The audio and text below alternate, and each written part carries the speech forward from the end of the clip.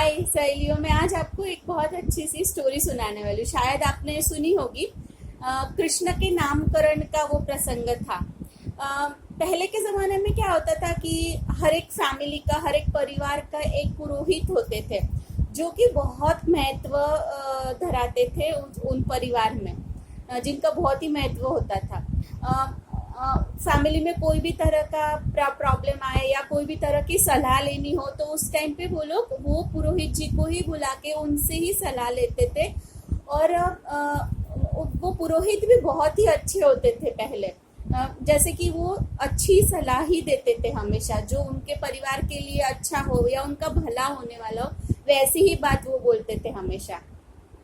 तो उसमें जो नंद बाबा थे उनके भी परिवार के एक पुरोहित थे, गार्गाचार्य जी।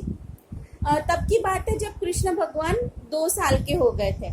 तो 2 साल में फिर उन्होंने सोचा, यशोदा मैया ने, कि अब तो इनका नामकरण करना चाहिए।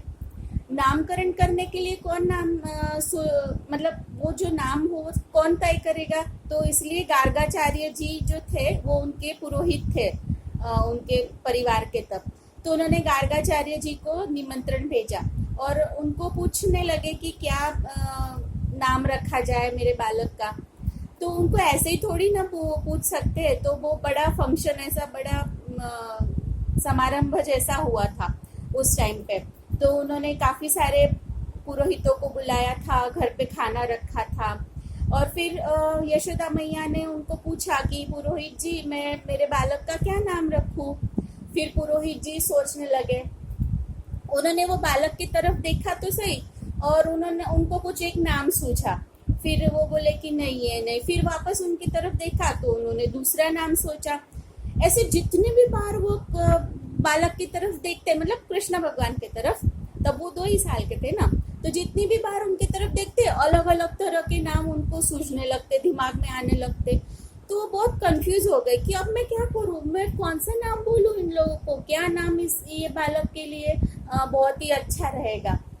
तो फिर उन्होंने सोचा कि एक काम करते, अपन पहले थोड़ा सा टाइम चाहिए तो खाना पीना भी निपटा लेते, तब तक मुझे भी टाइम मिल जाएगा सोचने के लिए। तो उन्होंने यशोदा मैया को बोला कि आप एक काम कीजिए, तब तक भोजन लगा दीजिए, फिर तब तक मैं भी नाम सोच लेता हूँ बालक का। तो फिर यशोदा मैया ने बोला ठीक है। तो फिर उन्होंने खाना वाना परोसा और सब लोग खाने साथ में बैठे। बहुत सारे पुरोहित, बहुत सारे लोग थे घर में। तब ऐसे 1-2 लोग थोड़ी रहते थे फैमिली में, बहुत बड़ी फैमिली होती थी, बहुत सारे लोग मेहमान रहते थे खाना खाने के लिए। तो इस तरह से सारे बैठे पंगत में खाना खाने के लिए। हाँ, तो पहले अपना ऐसे डायरेक्टली खाना नहीं चालू करते थे, जैसे हम लोग अभी भगवान का नाम लेते थे, वैसे ही गार्गाचार्य जी ने भी प्रार्थना बोलना शुरू किया खाना खाने से पहले। त्वदीयं वस्तु गोविंदम तुभ्यमेव समर्पयेत्, गृहाण सम्मुखो भूत्वा प्रसीद परमेश्वर। और जैसे ही उन्होंने प्रार्थना खत्म करके आंखें खोली तो क्या देखा कि उनके थाली में तो बालक खाना खाने लग गया। जो छोटे बालक था, मतलब कृष्ण भगवान जो जिनका नामकरण के लिए वो आए थे, वो खाना उनके ही थाली में से खाना शुरू हो गया। हाँ, तो वो बोले कि अरे ये तो क्या हुआ। फिर उन्होंने यशोदा मैया को बोला कि यशोदा मैया, इनको लेके जाइए, मैं कैसे खाना खाऊंगा, ऐसा झूठा खाना, आप क्या करूँ। तो फिर यशोदा मैया ने बोला कि कोई बात नहीं पुरोहित जी, मैं आपके लिए दूसरा खाना लगा देती हूँ। तो फिर मैया जी अंदर गए, उन्होंने फिर से दूसरा खाना बनाया, क्योंकि झूठा खाना तो फिर नहीं खिला सकते ना। और एक बार पुरोहित जी पहले खाए, उसके बाद में ही कोई दूसरा खा सकता है, इसलिए फिर से पूरा खाना बना। तो मैया ने फिर से उनका खाना लगाया। उन्होंने फिर से प्रार्थना खाना खाने से पहले शुरू की, गार्गाचार्य जी ने। त्वदीयं वस्तु गोविंदम तुभ्यमेव समर्पये, गृहाण सम्मुखो भूत्वा प्रसीद परमेश्वर। और जैसे ही उन्होंने प्रार्थना खत्म करके आंखें खोली तो फिर से देखा कि वो बालक फिर से उनके थाली में खाना खा रहा है। अब क्या करे बेचारे, करे तो क्या करे। तो वो तो बहुत गुस्सा हो गए। तो उन्होंने यशोदा मैया को बोला, मैया ये क्या है, अब मैं कैसे खाना खाऊं, अब ये बालक को आप संभालते क्यों नहीं।